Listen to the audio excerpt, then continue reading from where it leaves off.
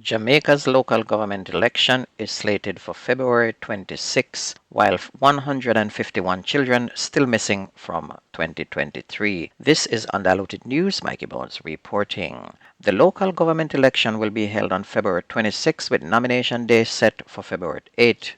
The announcement was made by Local Government Minister Desmond Mackenzie at a meeting which was held at the Montego Bay Convention Center in St. James yesterday. Jamaicans in the meantime appear to be mixed in their views of the parish council poll. Some say that they will be casting a ballot on February 26, while others are adamant that they will not be voting.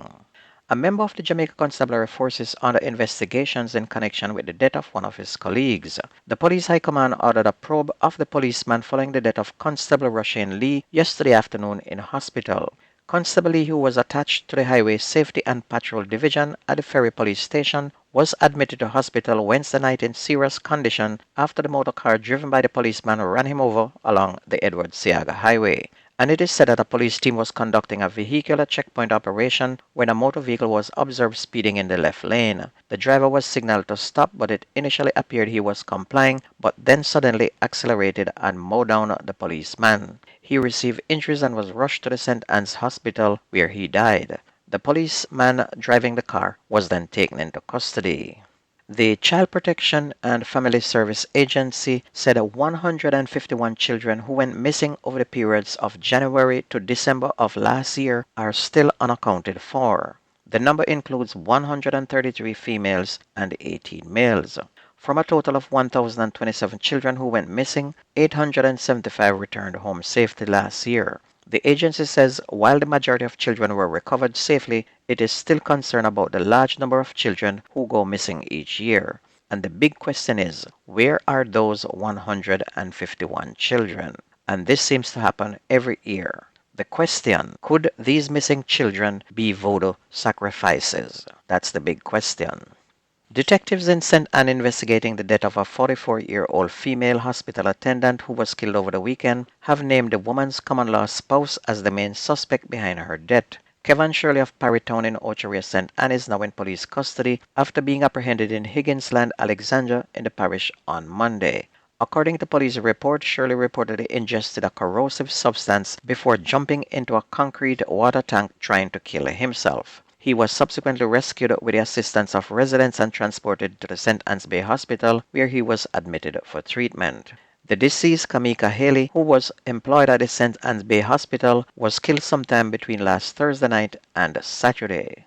The Clarendon police are now awaiting post-mortem results to determine whether ackee poisoning caused the death of a mother and a daughter who were found inside their house at Brandon Hill on Wednesday evening. The deceased 76-year-old retired teacher Sylvia Simmet and 38-year-old Natalie Larman. Both were said to be mentally ill. The women's partially decomposed bodies were discovered about 6 o'clock by concerned residents, and residents are concerned that they might have died from ackee poisoning as a pot of ackee was found in the house.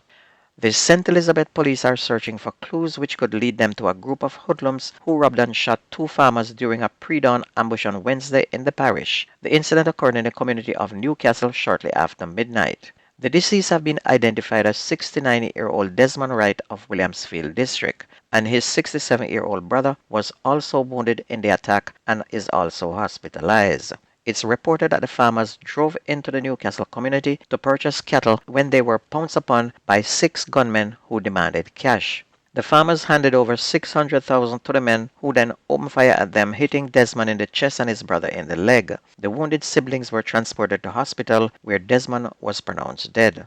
And this is kind of senseless. They rob the men, they get over $600,000 and still shoot them. Jamaica police need another death squad, I can tell you that. The suspect in the contract-style assassination of Sandra Risden, a paralegal shot on Washington Boulevard 2 weeks ago, is still in police custody. Superintendent Sharika Service, the commander of the St. Andrew North Police, said that no charges have been laid against the suspect while the investigation continues.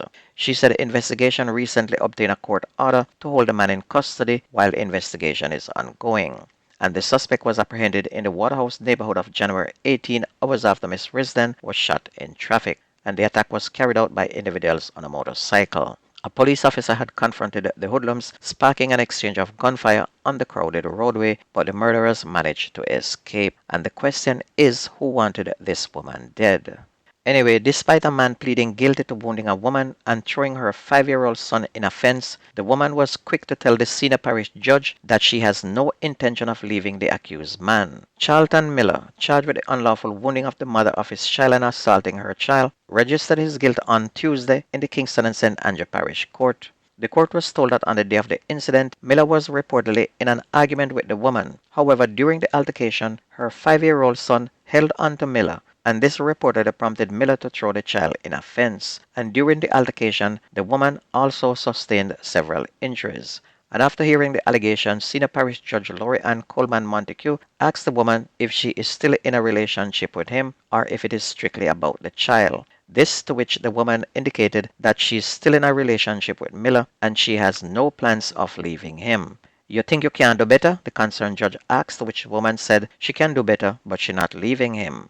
And this is normal Jamaican society. No one leaves until someone gets killed. The man was placed on probation for wounding the woman, but the charge of wounding the child was dismissed. Now we move on to sports. Jamaica's senior women's footballers who played at last year's World Cup are still no closer to reaching an agreement with the Jamaica Football Federation to return to action. And that is according to the JFF General Secretary Dennis Chung. Chung, who on Tuesday gave an update of what happened at the last meeting between the parties last month, said it is still not clear when the two parties will meet again. As to whether or not the Federation still owes the players, even that information seems to be sketchy at the moment. All the contracts for the Reggae girls ended in December, and they have now made no attempt to get the girls to sign new ones. And this is one of the reasons why all executive members of the Jamaica Football Federation needs to resign and just leave football alone. The current administration is not good for football. Meanwhile, Jamaica Local based Reggae Boys is getting ready for World Cup qualifiers and in a warm-up game defeated Premier League outfit Veer United and Humble Lions at the Glenmore High School.